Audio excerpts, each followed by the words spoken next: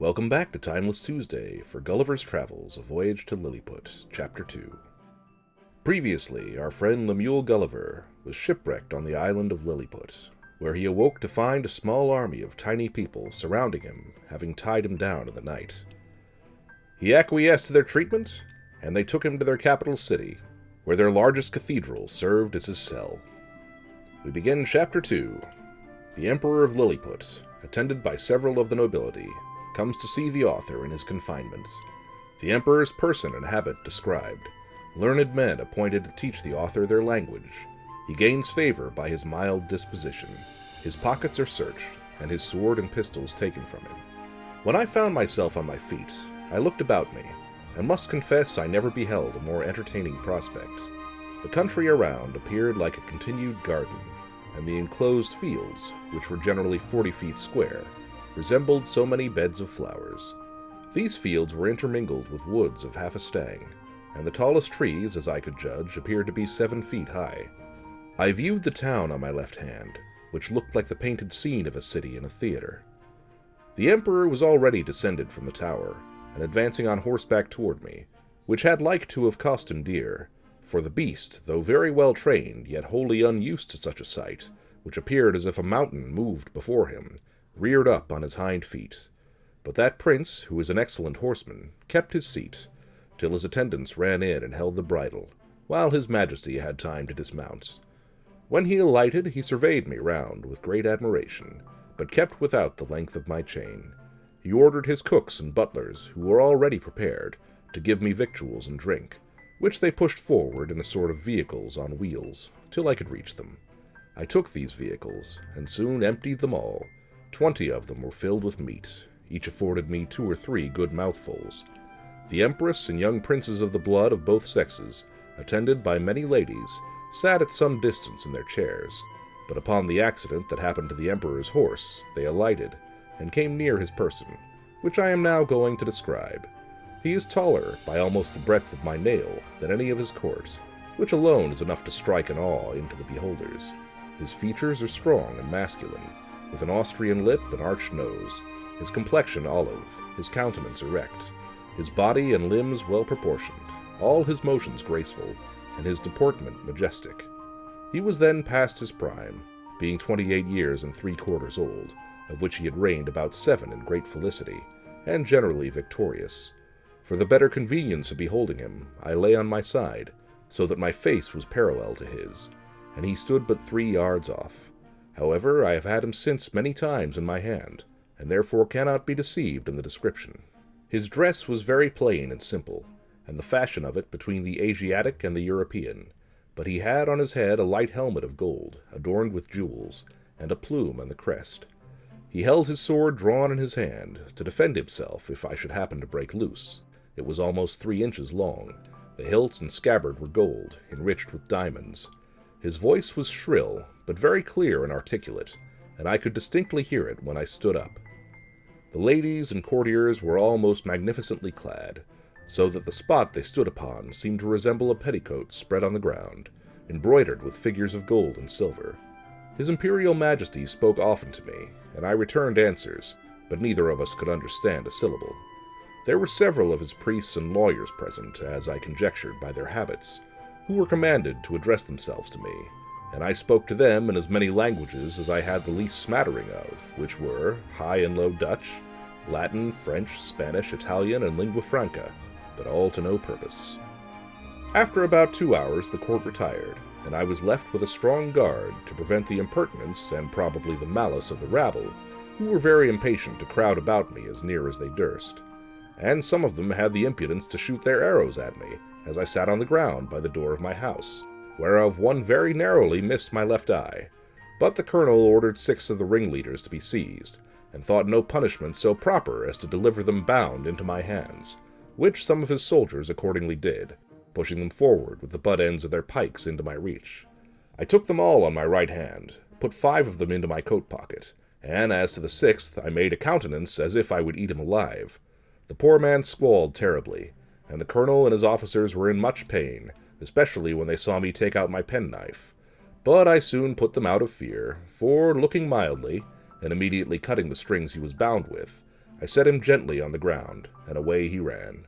I treated the rest in the same manner, taking them one by one out of my pocket, and I observed both the soldiers and people were highly delighted at this mark of my clemency, which was represented very much to my advantage at court.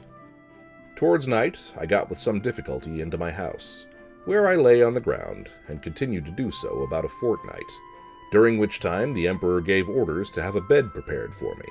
600 beds of the common measure were brought in carriages and worked up in my house.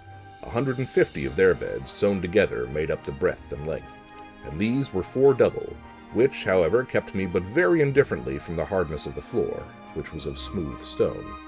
By the same computation they provided me with sheets, blankets, and coverlets, which were tolerable enough for one who had been so long inured to hardships as I.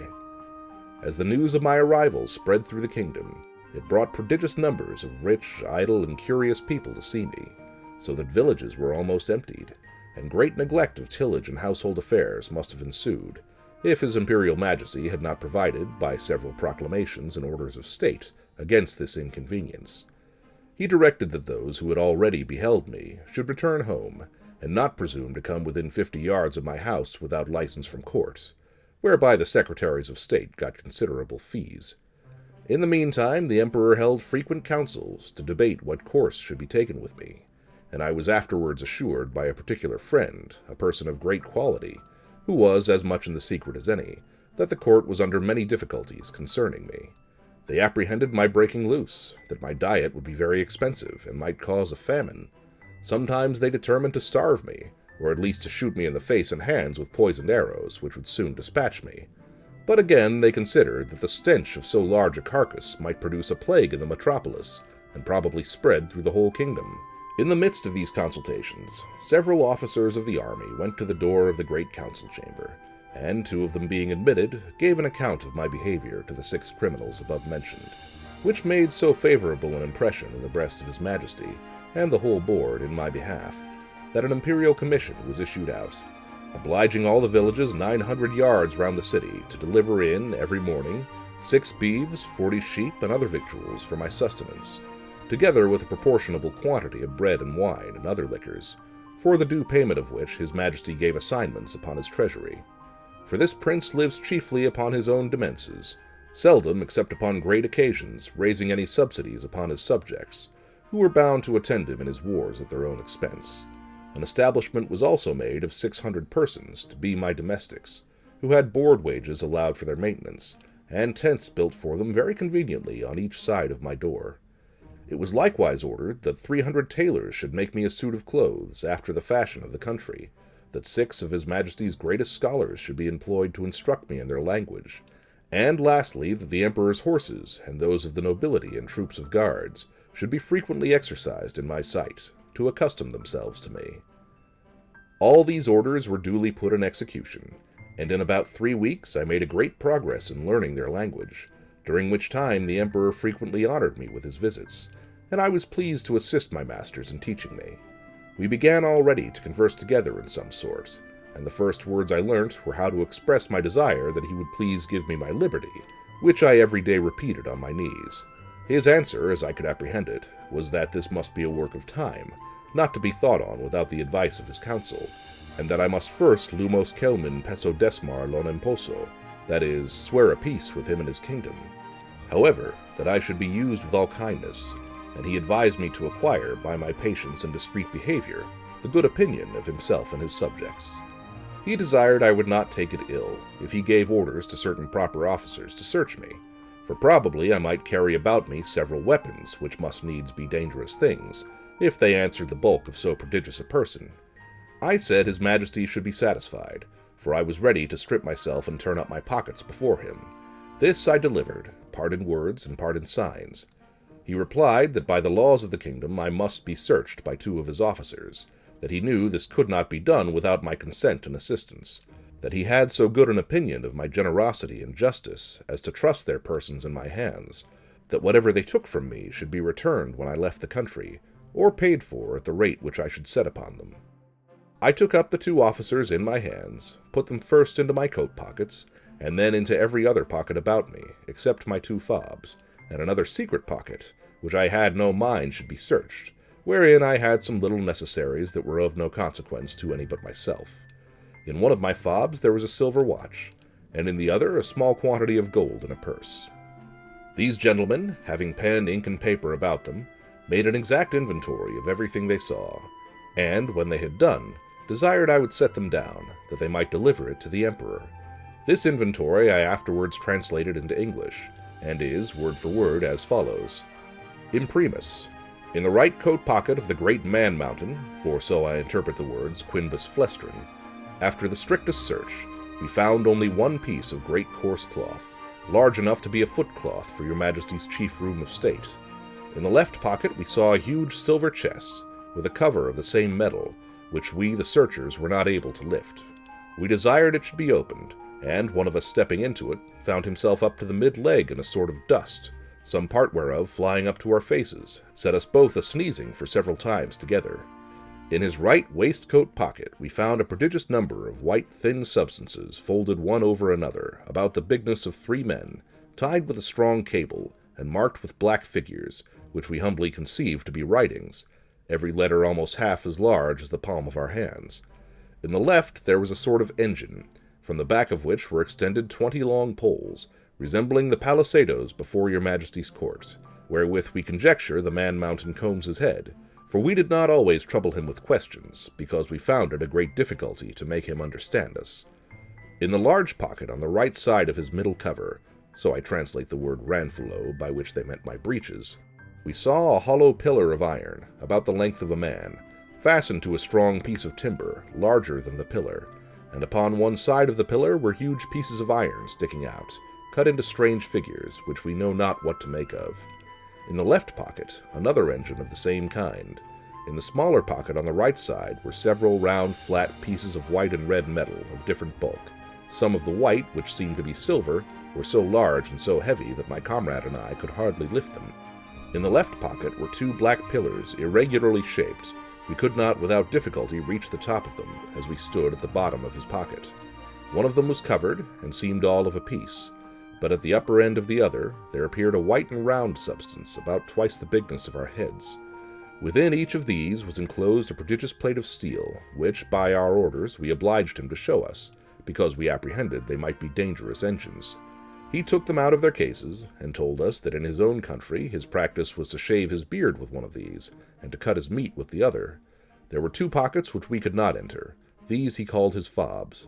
Out of the right fob hung a great silver chain, with a wonderful kind of engine at the bottom. We directed him to draw out whatever was at the end of that chain, which appeared to be a globe, half silver and half of some transparent metal. For on the transparent side we saw certain strange figures, circularly drawn, and thought we could touch them till we found our fingers stopped by that lucid substance. He put this engine to our ears, which made an incessant noise, like that of a water-mill, and we conjecture it is either some unknown animal or the god that he worships, but we are more inclined to the latter opinion, because he assured us, if we understood him right, for he expressed himself very imperfectly, that he seldom did anything without consulting it. He called it his oracle, and said it pointed out the time for every action of his life. From the left fob he took out a net almost large enough for a fisherman, but contrived to open and shut like a purse, and served him for the same use. We found therein several massy pieces of yellow metal, which, if they be real gold, must be of immense value. Having thus, in obedience to your majesty's commands, diligently searched all his pockets, we observed a girdle about his waist, made of the hide of some prodigious animal, from which on the left side hung a sword of the length of 5 men, and on the right a bag or pouch divided into 2 cells, each cell capable of holding 3 of your majesty's subjects. In one of these cells were several globes or balls of a most ponderous metal, about the bigness of our heads, and required a strong hand to lift them. The other cell contained a heap of certain black grains, but of no great bulk or weight, for we could hold about 50 of them in the palms of our hands. This is an exact inventory of what we found about the body of the man-mountain, who used us with great civility and due respect to your majesty's commission, signed and sealed on the 4th day of the 89th moon of your majesty's auspicious reign, Clefrin Frelic, Marcy Frelic. When this inventory was read over to the emperor, he directed me, although in very gentle terms, to deliver up the several particulars. He first called for my scimitar, which I took out, scabbard and all. In the meantime, he ordered 3,000 of his choicest troops, who then attended him, to surround me at a distance, with their bows and arrows just ready to discharge. But I did not observe it, for mine eyes were wholly fixed upon his majesty.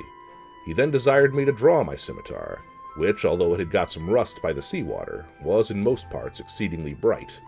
I did so, and immediately all the troops gave a shout between terror and surprise, for the sun shone clear, and the reflection dazzled their eyes, as I waved the scimitar to and fro in my hand. His Majesty, who was a most magnanimous prince, was less daunted than I could expect. He ordered me to return it into the scabbard, and cast it on the ground as gently as I could, about 6 feet from the end of my chain. The next thing he demanded was one of the hollow iron pillars, by which he meant my pocket pistols. I drew it out, and at his desire, as well as I could, expressed to him the use of it, and charging it only with powder, which by the closeness of my pouch happened to escape wetting in the sea, an inconvenience against which all prudent mariners take special care to provide, I first cautioned the emperor not to be afraid, and then let it off in the air. The astonishment here was much greater than at the sight of my scimitar. Hundreds fell down as if they had been struck dead, and even the emperor, although he stood his ground, could not recover himself in some time. I delivered up both my pistols, in the same manner as I had done my scimitar, and then my pouch of powder and bullets, begging him that the former might be kept from fire, for it would kindle with the smallest spark, and blow up his imperial palace into the air. I likewise delivered up my watch, which the emperor was very curious to see, and commanded 2 of his tallest yeomen of the guards to bear it on a pole upon their shoulders, as draymen in England do a barrel of ale.